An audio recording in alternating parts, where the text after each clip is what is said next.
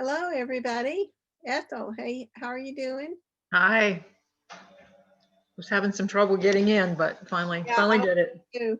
Everybody, I think everybody was. It wouldn't start. I don't know what was going on. So, Ethel, Yes. hi. Oh, hi, Lynn. Nice to meet you. Nice to meet you too. Hello, June Bond. Good to see you. Yeah. So I think I need to be made the host.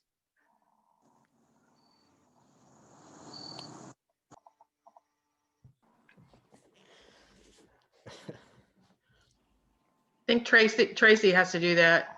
Okay.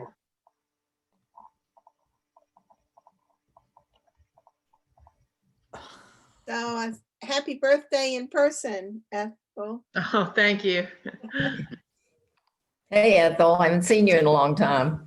Well, hi, Pat. How are you? Yeah, Good to see you. Good. How are you doing? You're doing okay. Good. Unfortunately, none of us have seen each other in a long time. True. How true. That's true.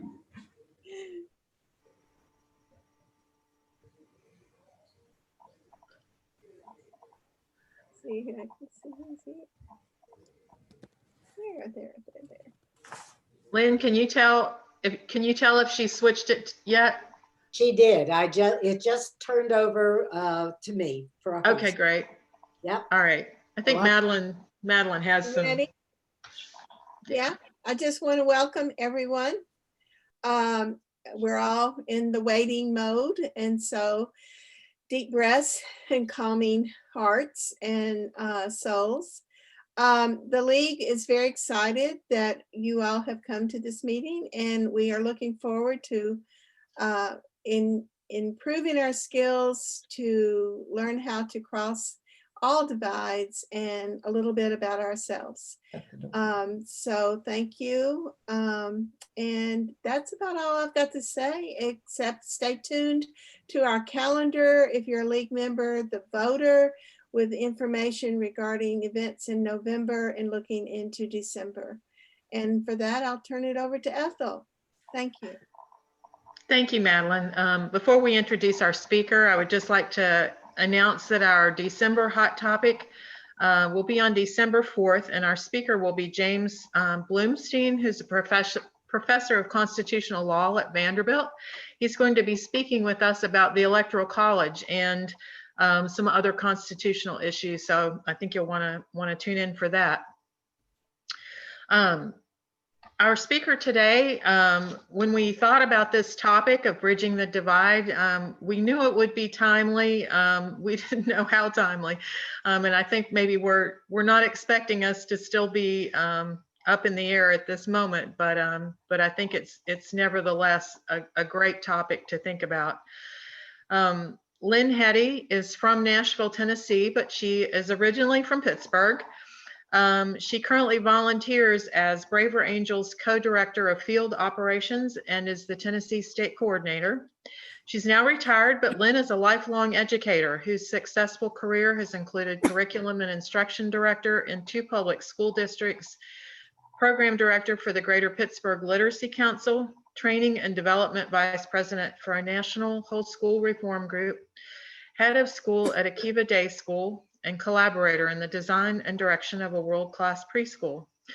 Lynn has also taught graduate level curriculum courses online and on land, and we are so glad to have her with us today. She is going to do a presentation, and I would ask if you have questions that you'd like to ask her, that you go down to the little chat box and submit those, and we will address them at the end. And with that, welcome, Lynn. Thank you so much. I appreciate that. And I'm going to go ahead and share my screen. Can you all see my screen? Yes. Yes. Good, right. Whoops, let me go back a little here. My mouse is a little edgy today, which is an indication of my edginess today. To be honest with you, this is a nail biter. This is a crazy day for all of us. And I know we're all waiting with bated breath. Ethel, thank you for that introduction. I'm glad to be here. I think I am what you would call a hybrid. I've lived half my life in Tennessee and half of it in Pennsylvania. So I feel my ties to both areas quite strongly. I'm happy to be here with you today. And what I'd really like to start with is to talk about this whole concept of polarization. And I think we would all agree that this definition of what it means to be polarized in the United States is pretty well defined this week. To many people's surprises, we didn't realize how 50-50 split we are, and that polarization works in a lot of strange ways. And I think what we are really seeing right now is the effect of it with this present election. But let me remind us that the roots of polarization are pretty darn deep. Over the last 15 years, there have been rumblings. This concept of political polarization has been around, has been alive, and has been well. And I think probably in the last 8 years, it has really come to fruit to where we all realize how deeply some of these divisions are and how difficult it may be in making progress. I love to share this graph because it says so much in my mind. People were asked if they agree with the statement, I would be displeased if my child married someone of the opposing political party. Now, I'm old enough to remember when I was asked, how would you feel if your daughter or your son married someone of a different religion or of a different race? But now the question is becoming, it is including, what if your child married someone of the opposing political party? This is Pew Research. If you'll look at those results from 1960 to 2016, look at the increase in both reds, that would be Republicans, and blues Democrats, who agreed with that statement. Now, I would ask you to think about between 2016 and 2020, how has that changed? I would suspect that graph has kind of hit the top of that chart in a lot of respects. Here's another one that I think is pretty interesting. And this is the whole idea of animosity across party lines. So Democrats were asked their attitudes about the Republican Party, and Republicans were asked the same about the Democratic Party.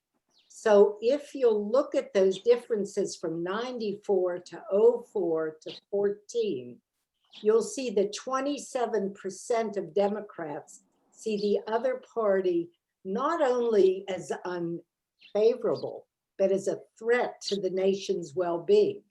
Now look at the Republican side. Again, not only do we see 43% with a very unfavorable rating, but 36% of them see the other party as a threat to the nation's well-being. So is it any wonder that we are in the dilemma that we're in today? And we call those political tribes. And for the sake of clarity, blue and red have become the designations of who we are. Now, blue, of course, can mean everything from Democrat to progressive to socialist to left-leaning to whatever moniker somebody wishes to place on it, just as red can have many iterations of what it means as well. But for the sake of our conversation now, let's think about blues and reds in our country as being those tribes that contribute to polarization. So I'd like to begin by saying that in response to the 2016 election, a group called Better Angels was born. And it was born out of two gentlemen sitting around a cup of coffee, talking about what could they do about the country. David Blankenhorn is a conservative who runs a think tank in New York City. And Bill Doherty is a college professor who also is a family therapist. One is red, one is blue. And in 2016, actually a little bit before the election gelled, the two of them sat down together and said, this is going to be a mess. We need to think of what we can do as a blue and red who get along with each other and respect each other, what we can do for this dilemma. So I'm going to stop sharing my screen for 1 minute, and I'd like to show you a video that I think you're really going to enjoy, because earlier this year, Braver Angels, and I'll explain the name change in a moment, came to Tennessee, came to Nashville, and we met at the New History Center, and we held a debate. And the proposition on the debate was, I believe the way it was stated was that the State of the Union is in peril. And so when they came and actually filmed this particular piece, they did it here in Nashville and decided to make a video out of it. And that's what I'd like to share with you now, I hope. So I'm going to make it large. Can you all see that? Okay. Politics has always been a passionate subject, and we've always had deep political disagreements. That's the way it's supposed to be. But we've gotten to the point where people can't even talk to one another. Americans no longer see their political opponents as simply wrong or misguided. They see them as bad people whose ways of thinking are dangerous and incomprehensible. They see them as enemies. This level of rancor and mistrust threatens our democracy, and it makes it harder for us to move forward as a nation, regardless of who the president is. The fact that we live in what feels like, some people call it, a cold civil war, that takes a toll on all of us. We've been excommunicated from a lot of our friends in the last couple of years, and it makes me sad. This is one organization that's doing a lot to kind of overcome that and get people back to where we were, which is neighbors, friends, communities. Better Angels was born in response to the crisis of polarization. We are truly bipartisan. From our staff to our funding to our board of directors, we're evenly split, half conservative, half liberal. Everything we do comes from the bottom up. We're an almost entirely volunteer-led operation. We wanted to see, could we get together a group of folks who voted for Trump and a group of folks who voted for Clinton and get them in a room together to see how can we bring people together to not get them to agree or to come to the middle, but to maybe change how they think about one another. You know, it's funny. I think a lot of people would look at 2020 and argue that this is the least hospitable time for the work that we're doing, because we know that our politics has a tendency to bring out the worst in us. But it also is an extraordinary opportunity, because this deeper project of civic renewal, of healing the relationships that exist between the American people across the cultural and political divides, the importance of this project is going to become clearer and clearer to people over the course of this election. A lot of people are going to have to let off steam. I really believe that it's better to do it in a productive way, where they see each other as fellow human beings. It inspires me. Every Better Angels debate I take part in. When you're there in person and you have to face the person you're talking to, you remember suddenly the rules of civil discourse and kind of how we should act in society. It's something that really distinguishes this form of conversation and debate. It's all well and good to talk about civility and being nice to people, but the missing ingredient is courage.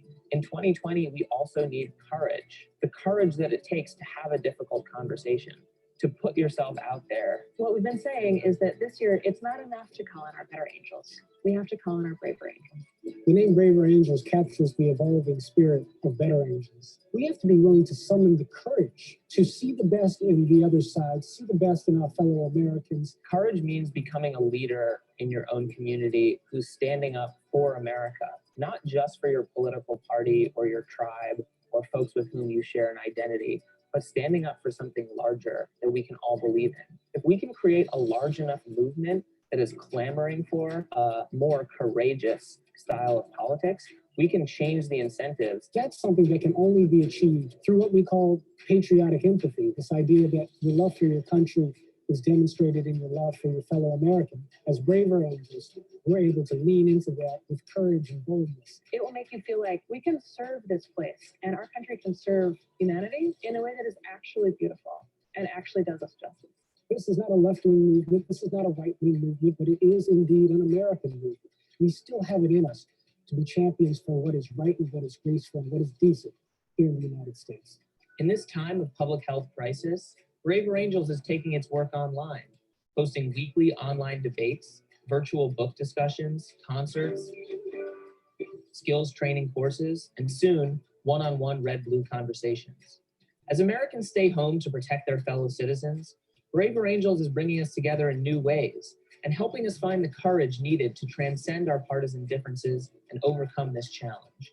Go to braverangels.org, sign up to join our email list, and at the end of the day, try to treat each other with respect, empathy, and find the courage needed to talk to people, even if, and perhaps especially when, you don't agree with them.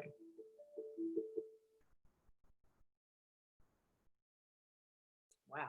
Okay. So thank you for letting me share that with you. I'm going to take a minute to find my slide deck again. Whoop. I'd like you to imagine that you. Okay. Sorry about that. All righty. So if I may, I am not a techie, so this is all a challenge to me at times. So I appreciate your being patient with me. Okay, can you see my screen again?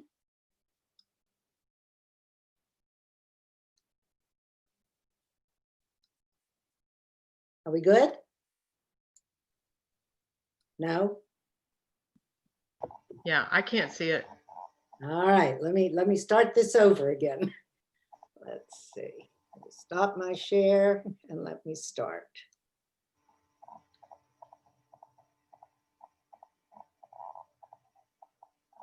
How's that? Yay. Yes. Okay, good. So, I'm so sorry. You know, I profess to be a lot of things, but a techie is not one of them. So I do apologize for this, but we will get there.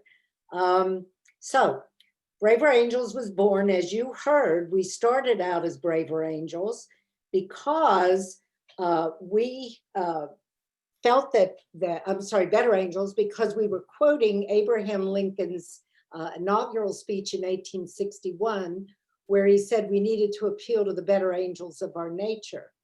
We came together as a group with a mission, and that mission was really quite simple and pretty much of a high order: to depolarize America and to help to build a united house, a house united, a country united. We then came up with a pledge, and that pledge was defined in 3 ways. First of all, our pledge begins with us as individuals. We try to understand each other's point of view, even if we don't agree with it. Now, I just need to say that I am a Democrat, and I count myself as being a blue, but I have learned in my 4 years with Braver Angels how to listen, how to be discriminating in what I hear, and as an individual, how to be more inclusive in my thinking of what my fellow citizens think. It doesn't change my mind. It doesn't change what I believe. And that's not what we try to do in Braver Angels. We are not there to change the way in which you believe. We are hopefully there as individuals to help others begin to listen and understand where everybody is coming from, so that we have a better chance of doing what we know we have to do in this environment, which is negotiate. We have to be able to collaborate and come to agreement on topics and on themes and on ideas that we have been so divided on for so long. So we come together as communities. We are looking to engage with those we disagree with, always looking for common ground and for ways to work together. And then finally, in politics, we don't support or endorse anybody. We support principles that bring us together rather than dividing us. Now, I want to start with that first one, which is individuals. And I'm going to ask each of you to take out a piece of paper or open up the notes on your computer because I'd like you to take a self-assessment. I would like very much for you to answer some questions, because if we agree that polarization comes from within each of us, which I think we would be hard pressed not to understand that's where it starts, it's probably important to assess where you are in your role with polarization. So let's have some fun, and let's begin by taking a self-assessment. Question number 1, how often do you find yourself thinking about those people on the other side without much regard for the variation among them? So would you answer that that's often, sometimes, or never?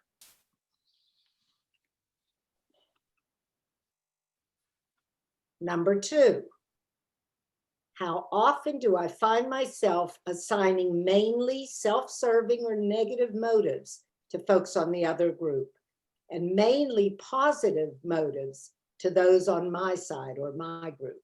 Again, often, sometimes, or never. Take a deep look inside.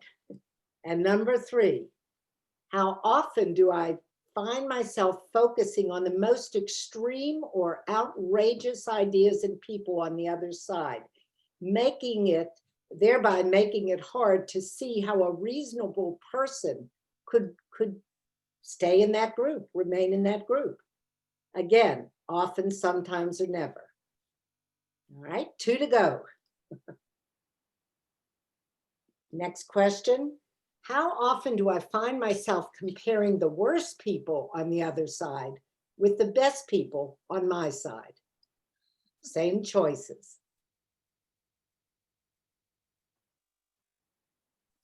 Number 5, how often do I feel a rush of pleasure with friends when we ridicule those crazies on the other political side? You're smiling. Again, often, sometimes, or never. And then finally, this one's a little different. Which of the following is closest to your overall emotional attitude towards the majority of people who support the other side? So I'm going to give you some choices here. Number 1, would you characterize yourself as you're feeling hate, that they are enemies out to destroy our country? Disdain, they are ignorant and should know better. Pity, they are well-meaning but duped. I believe that's Southern phrase for that is bless their hearts. Is that correct? Basic respect, they make contributions even if they are mostly off base. And finally, respect and appreciation. They make unique and necessary contributions. So think about those. And I'd like you to look at this chart and take a minute and think about your answers and what did you learn about yourself, or what did you realize about yourself as a result of taking those questions? Were you very surprised? Somewhat? Maybe surprised, not surprised, and knew it. I knew that's how that would work out. So I'm going to stop sharing for a moment, and I'd like to hear from some of you of what either surprised you or shocked you or made you take second thoughts about how you reacted to that survey. So you can just unmute yourselves if you wouldn't mind and speak, and we'll do it that way. Anybody willing to step up? Debbie, are you, no? I thought I saw your unmute. No surprises. I think I was most surprised by the question of do I compare who I perceive to be the best of my personal party with who I perceive to be the worst of the other party. I'd never thought of it quite that way before. Okay, thank you. Thanks for sharing, Colleen. Anybody else? June? Yes, lately I have been trying to use my Braver Angel skills, in speaking to people. And it's really hard, I have to confess, it's really hard to just listen and not say what I think. But I am learning that each person decides on their vote based on a reason that I may not necessarily know. And once they're willing to share that reason with me, I can understand. And so I'm not as judgmental, or I'm trying to not be as judgmental. Great, thank you. So it has been very helpful. Great. Madeline? Yes, I was going to say in your last question, you gave a list of perception of how you felt. The overall feeling I have is confusion, not the ones that you gave me, because I have family members who are on a different side, who I know are good people, and I can't figure it out. And that's the frustration point for me. You know, Madeline, you're not the first one to say it. I think I'm going to add that to my list of questions, because I know I feel a great deal of confusion at times also. But it's so interesting to me that when I did this, I thought to myself, you know, I think they're wrong. I know they're wrong. And you know, I just felt like they were either duped or were following or what have you. And then I too, like June said, the more I was ingrained in Braver Angels, the more I began to realize that when I literally sat down and listened and talked to them, I at least understood where they came from. And that was really, really an important place to wind up. We have time. Does one more person, Debbie? You're muted, Debbie. I would say that what I always feel is sort of like how it's really confusion. I don't understand how the same facts have different meaning for different people when it feels like it's really linear conclusion for me and it's non-linear for other people. And that's what I don't understand. I don't understand the thinking process. Yeah, yeah.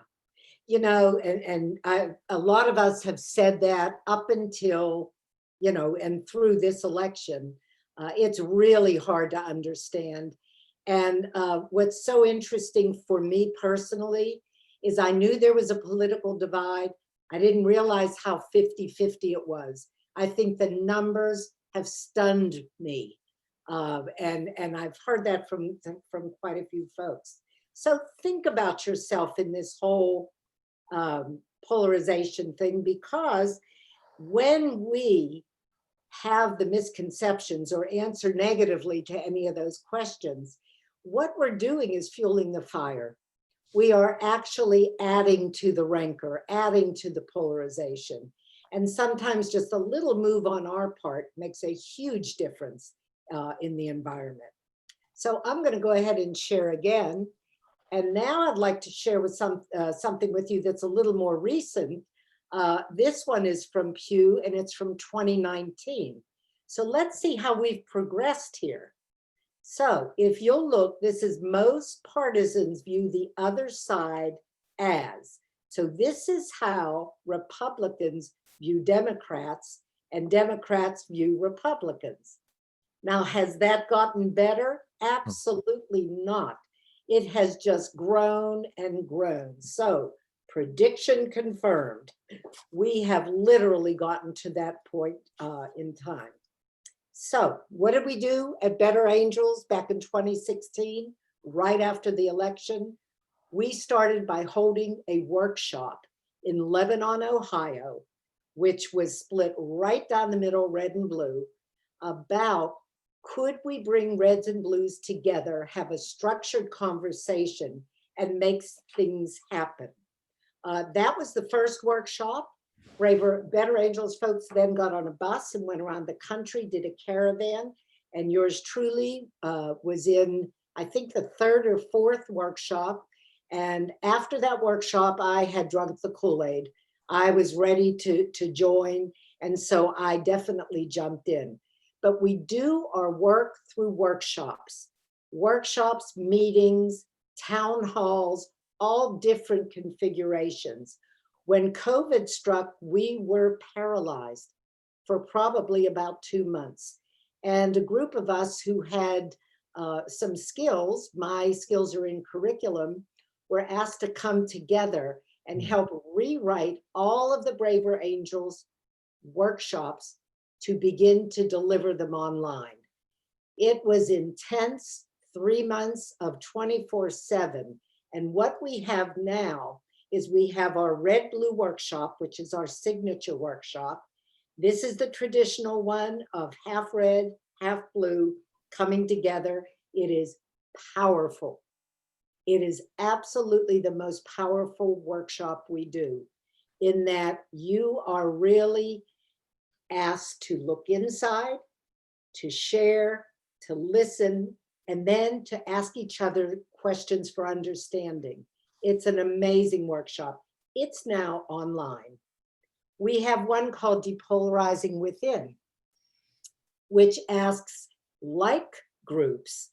So the Women's Democratic Club may come together and do this one. It asks us as like groups to think about what can we do to change our narrative, to get our message across more effectively. We also have the Braver Angels Skills Workshop. This is where we focus in on what are the best listening and speaking skills. Honestly, I'm of an age that I remember learning this in 15 different venues. But somehow when we get together politically, all of that reason goes out the window. So we are really taught in the skills workshop how to focus, as June said, on good listening skills and good speaking skills. What I learned about myself in that is that as I listened to somebody else speak, I wasn't really listening. I was formulating my response. And by doing that, I wasn't really hearing what they were saying. It's a very good workshop. Also, we have debates. This is one that we held here in Nashville. We have them all over the country. Braver Angels does them online on Thursday nights. You can find them on our website. We get over 1,000 people at these debates. And what it is, it's a parliamentary debate. There's a resolution, people stand up in favor of the resolution, people stand up opposed to it. Why do they work? Because with the debates, as with every other thing we do in Braver Angels, we have a very strict set of guidelines. Our goal is to make the experience not only satisfying, but safe. Because quite often, people don't want to come and be yelled at. And so that's one thing that we've baked into all of the workshops we do. We have, the workshops have all now been converted to online. And while a certain aspect of the one-on-one, the human contact, getting to see Elaine smile when I say something, that's kind of gone, you know, that reading body language. But a lot of our workshops are actually better online because it gives people the security of knowing that they're safe. Huh. So you can find all of these workshops that I'm talking about online. Some of our non-workshops, we have what's called one-on-one conversations. You go to a site, you sign up, you say, I would like to have a conversation one-on-one with a red, if I'm a blue, or a blue if I'm a red. I may say, I'm from a city, I want to understand somebody in a rural community. So I can sign up for one of those, or I can sign up for a black-white. And I'm matched to another individual who has the same aspiration as I do, that they want to have that one-on-one conversation. My co-director for field operations lives in Austin. He and I have never met, because this is a newly formed department that Braver Angels has put together. He's as red can be, and he says I'm as blue can be. We did a one-on-one conversation, which is a 2-session thing. Our respect and our ability to work as a team has always been good, but now it's better. So I can attest, these definitely work, definitely work. We also have what's called meetings in a box that we do at our alliance meetings, which are our local chapters. We have action teams. Austin is now doing an action team on the media, and we're hoping it will go national to where we can put forth a set of guidelines for media and kind of put some pressure on. We have common ground issues forums. We have town halls. We have really differentiated into a lot of different things. I just completed here in Nashville doing a pilot of our newest workshop, which is called Family and Politics. And it was just released yesterday. I already have 2 more on the docket that I'm going to do in this area. This is how to talk to people in your family, because it is a whole different dynamic than talking to a stranger. So you learn the different roles of family members. You learn how to talk to them. You learn depolarizing statements, how to appeal to them.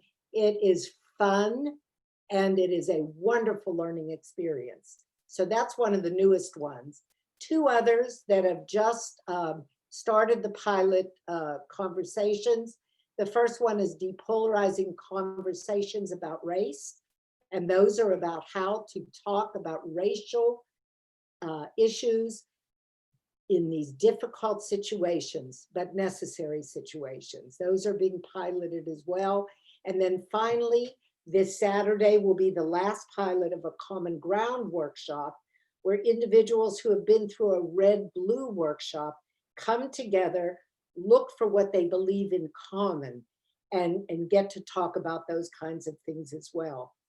It is such an exciting time for us because all of these offerings are just adding to the ability of us, for those of us who are Americans, who are willing to do it and want it to happen, to make the kind of move that we have waited for our government to make and to no avail. Our latest initiative has been called With Malice Toward None, and we have over 4,000 religious, civic, and university communities that have come together and are implementing activities after the election. So that's been keeping me quite busy. We did workshops in Sewanee at the college. We have local congregations representing every denomination that are doing things, doing sermons, having workshops. We have a Rotary in Knoxville that's doing it as well. So we have groups now coming together and saying, we're ready to take a stand and bring our members along.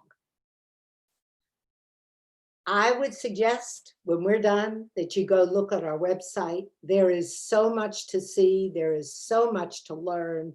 I would also ask you to support our efforts and do that by becoming a member. And our dues are a whopping $1 a month. That's $12 a year. Our staff, we have a staff of about 20 people who are paid. The rest of us, me included, the 15,000 of us who do the rest of the work are volunteers. So we do need to support and provide materials and support and technology for those of us, those of you who join and become members as well.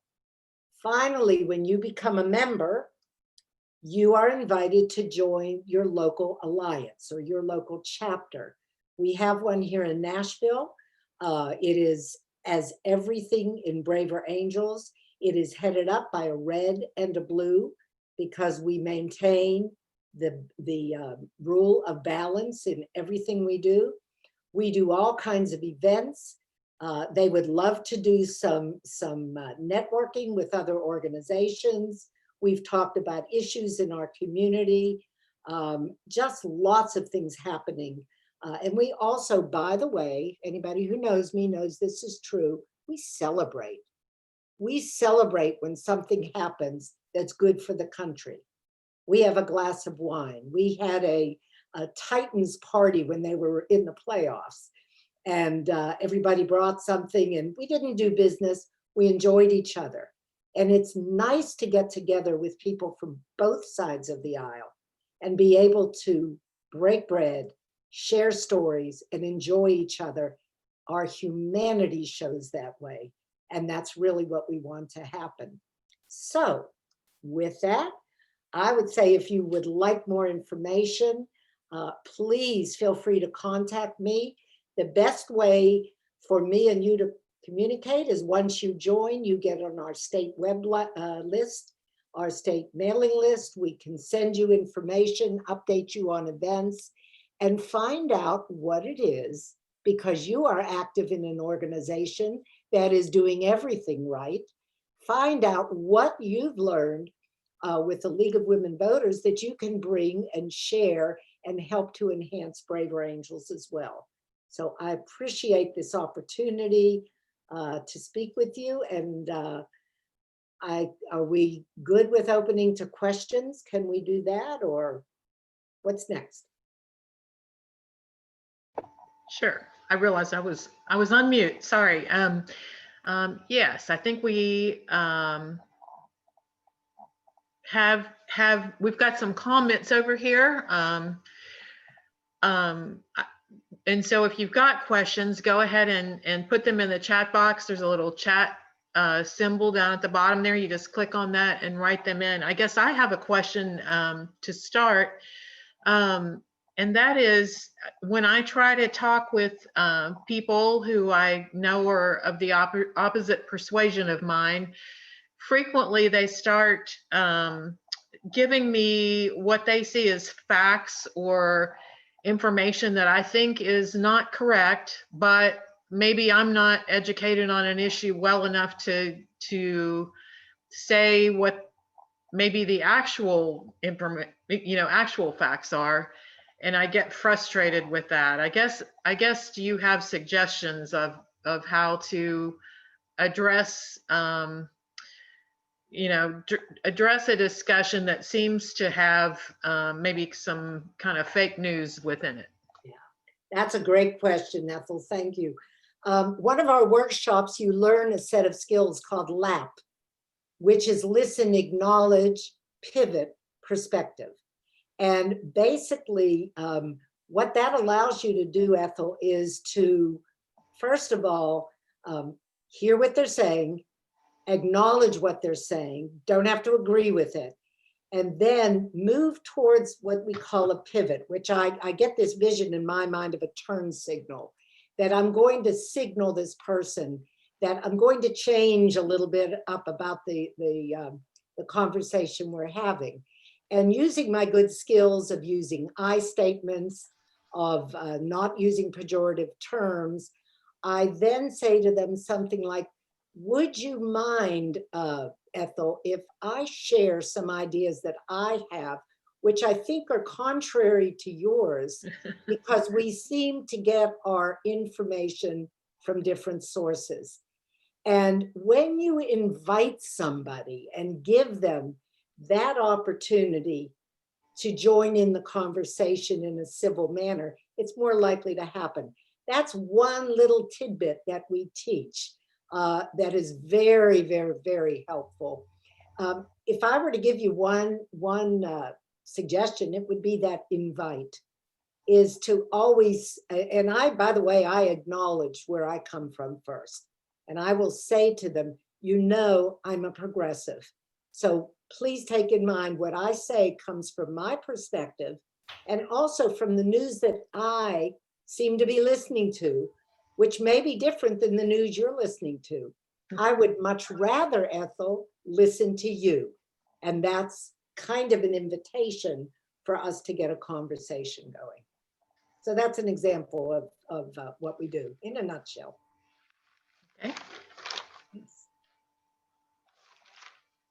Others? Debbie is asking what have been the topics of the debates you spoke about. You name it, Debbie. During the months of September and October leading up to the election, the debates for September focused in on issues around the debates. So racism, being Black in America, LGBT rights. What else was there? I'm trying to just kind of pull these from my mind. The importance of voting. We did several of them on the importance of voting. And so for the month of September, those were the kinds of topics. So a committee comes together and of reds and blues and puts together a proposal of what the resolution should be so that it isn't tilted one way or the other. And then that's the resolution that's offered at the debate and individuals get up and speak. So that was September. October really hit hard. There was a whole debate on the effectiveness of Trump. In fact, the resolution is Donald Trump should be reelected. The other resolution for the next week was Joe Biden should be reelected. There was a resolution on the influence of media in this election. And so again, the debates are usually, the topics are usually centered around things that are current events or current topics. Okay. From Madeline? Oh, Yeah, go ahead. You can read it. You can read them if you want. I see Madeline, does Braver Angels have ideas on how to deal with social media? We're working on it. Let me say that everything we do, we make a disclaimer at the very beginning and we say, this doesn't apply to social media. Social media removes all of the constraints of civility. And, you know, I'm a better angel at times, and at other times I'm not. I get on social media and my blood pressure raises, and I'm tempted to say things. So even with all of my kind of information and knowledge, I find that difficult for me. It's very difficult for everybody to do this kind of engagement. But we are working with some experts across the gamut from all kinds of political leanings who are in the media and in the media field. We, by the way, in Tennessee just hosted a meeting where we asked everybody to watch the Netflix special Social Dilemma, to watch it first, and then we came together to talk about it. If you haven't watched Social Dilemma, HBO, please make some time to do that. I'm sorry, not HBO, Netflix, because it is powerful about the effects of social media. So we've made that available, and now we've got, it's not a workshop, but we offer that in a lot of different venues. And then the action group in Austin is working with individuals from across the country to come up with a set of guidelines that hopefully we can pressure on the news media to keep things, keep them kosher. How do we measure success of our efforts? Madeline, that's a great question. We have several ways of doing that. We are very heavy duty into evaluating every program we do. Those evaluations are all done on Google Drive so that we get a compilation of them. We're able to look at our efforts over time. We also do a lot of focus groups. We had one group, and it's, I know it was associated with Harvard, but I'm not sure what the exact name is, who came in and actually did a study for us to gauge whether people's behaviors and attitudes had changed as a result of being in Braver Angels. And we did get some positive response out of that. But again, that, that's just one of many smaller studies that are going on. Yes, we are in all 50 states. We are urban, we are rural, mostly urban, mostly white, mostly blue. So I will admit that is more, and mostly people who look like me, who are in their, who have retired and are of that age. However, this election, we had a member meeting on Tuesday night, attended by a lot of young people, and we had 1,500 people sign up at the end of this meeting. It was ridiculous. I mean, it was a total that we were all flabbergasted by, and most of them were young people. So I believe we are beginning to really get that word out to everybody. Let's see. Hope that answered your question. We do have an alliance here in Nashville. There's about 30 people who attend on an on-off regular basis. We have a new alliance starting in Knoxville. We have one starting in McMinnville, one starting in Sevier, Tennessee, and Chattanooga is working on theirs. And I just connected with somebody today from Memphis. So we are hoping to spread across Tennessee. Tennessee's been slow to react, quite honestly. Percentage of folks who want to join red to blue, I'd say it's 75% red, blue, 25% red initially. We are now moving a little towards probably 65% red and moving up, sorry, 65% blue and moving up in the other direction. It's getting better, but it's been a journey. And I suspect after this election, it's going to be pretty 50-50, to be honest with you. There is no winner in our debates. That's a great question. Thank you, Kathy. The debates are a forum to learn and listen and understand. Now, if at the debate, there's a desire by folks to do more around that topic, that's where the action groups come in. And that's where people get together to go further. So we don't look for a winner. It's not like a college debate or a high school debate. It's more a parliamentary debate in its makeup. What do we need here and statewide? Here in Nashville, we need ambassadors. Thank you, Alicia. We need people to go out and recruit others. We need people of color. We want people from different age groups and from different races and from different ethnic backgrounds. We want to mirror America, because if what we're hoping to do is make a change in America, then we want to mirror what America looks like. So join us, join our alliance, and help us spread the word. If you are a presenter, a moderator, a facilitator, we train those who are interested in delivering workshops, both on land and online. And we have a wonderful training program so that we get hundreds of workshop requests a day. We always need more people to do this.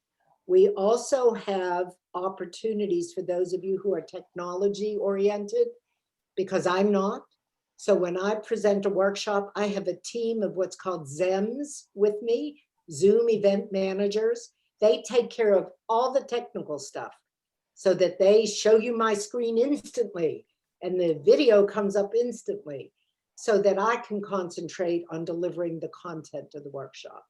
So there's lots of things you can do. We have book clubs, we have a library, we have an arts and entertainment group that reviews films and talks about the content of films.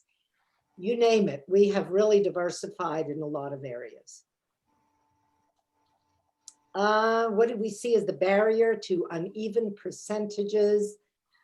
I wish I knew. Madeline, if I knew that, we would be 50-50 here in Tennessee.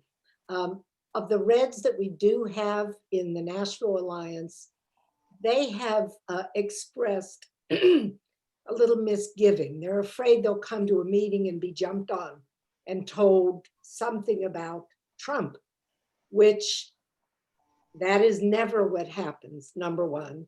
And number two, you know, we honestly don't focus in on who you voted for. It's more about principles and policies. Once they come to a workshop, their fears are allayed. They are fine. But getting Reds to the table is very difficult. And if you all have any suggestions, have at it. I'm ready to listen. I think there's a question I think the one about, do you find after some of your workshops that there are new points of consensus between red and blue? Absolutely. And perhaps maybe, do you have some examples of those? I do. You know, one of the biggest dividers is this whole idea of what about immigration? How do we view immigration? What are the immigration laws like? So that's an example of one. When we did a red blue workshop, you go through, first of all, stereotyping exercise where it's humility. You think about what does the other side think of us and what's the kernel of truth in it? Why do they think that? Then we do what's called a fishbowl, where the reds are in the middle and the blues on the outside. And you're asked two questions. The reds talk among themselves to answer it. The blues listen, and then we switch it. And then the third part of that red blue workshop is asking questions for clarity. And so at the end of the clarity questions, remember, we've taken time to build a relationship with somebody first and listen to them. We have all come up to understand that there are certain truths that we all believe in around immigration, such as what's happened to the children on the borders. I have never met a workshop participant who isn't, no matter what color, outraged about it, outraged about what's happened. We've talked about the need for good, sensible legislation, opening up the door for those who would like to come and not making it restrictive, but making sure that we do have some regulation on making it make sense. So those are the kinds of things that people, that's as concrete as I can give. We also, when we had our session on guns in Nashville, that was an interesting one. There was more consensus than I could have ever imagined around certain topics. So yes, that is the effect of that. Okay. Looks June? like June's. Yes, I just wanted to say, Lynn came and spoke to my Sunday school class. Was that 2 years ago, Lynn? Year and a half ago? Yeah. And it was a very safe environment with which to start talking about our differences. And I thought it was very effective. Thank you. Okay. And that was a pretty mixed group, June, if I remember. It was very mixed. I was very nervous. Yes, was I. Was But I got I got a lot of positive reinforcement. Yeah. So it was good. Okay, we've probably got time for maybe one more question if anybody has one. Let's see if anything's in me. One of the real surprises of the election, according to Patricia, is how evenly the voters are divided. Yes. And I think on either side, we all believed in our respective bubbles that the other side just wasn't that many people. There were a few and they were loud, but there weren't that many. I think what we have learned is that the other side is as big as we are. The other side has as much variation in it as we do in terms of being far off to this side or far off to this side. We've also learned that we are never going to get things done in this country unless we stop doing what we've been doing, which is yelling across the aisle at each other. We have got to be a force. And you know, all it takes is 1% of the population to affect a change. So if we can get our numbers up and we can start putting pressure on our lawmakers, on our elected officials to make this a good, fair fight. There's nothing wrong with us having different opinions. It's what makes democracy democracy. We all kind of come together with the same set of values in the end, to be honest with you. But if we don't at least recognize that both sides are equal in their fervor, in their enthusiasm, in their belief, we're never going to get anywhere. That's a good closing word, huh? Yeah. Thank you, Lynn. I think many of us in this group are old enough to remember when we weren't so divided, when it didn't seem like it mattered quite so much which party you were in. And I think at least speaking for myself, I would love it if we could go back to that, back to that era, but at least that part of that era, not some of the other things. But anyway, I just like to. I wouldn't be here if I didn't believe we could get back. Yeah, good. Thank you. And thanks to all of you. Yes, thank you, Lynn. We'll applause, which everybody's muted. So I know that's you're not hearing it, but thank you so much for being with us and taking the time to join us. It's been definitely planted some good seeds for thought, I think. And with that, I guess we will see you next month in December on the 4th, and to talk about the Electoral College. That's probably another topic that has a lot of contention about it. So anyway, we'll see you then. Thanks. Thanks. Bye-bye. Bye.